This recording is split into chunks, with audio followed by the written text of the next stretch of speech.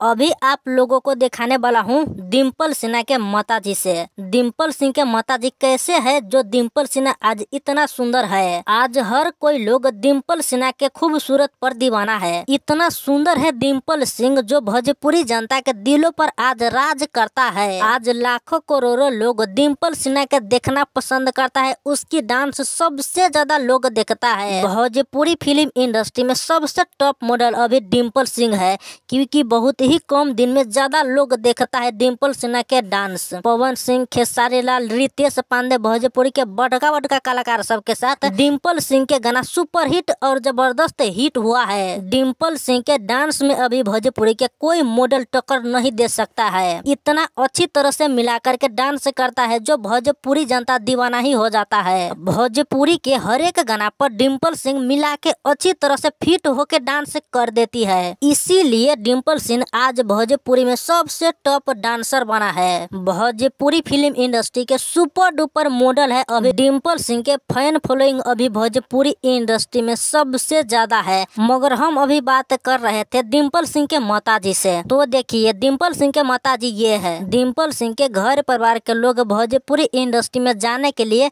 ज्यादा सपोर्ट किया है और खास करके डिम्पल सिंह के माताजी काफी ज्यादा सपोर्ट किया है, मदद किया है, तब आज डिम्पल सिंह यहाँ तक आया है। किसी भी तरह से आज डिम्पल सिंह भोजपुरी इंडस्ट्री में एक सफल इंसान बन चुका है।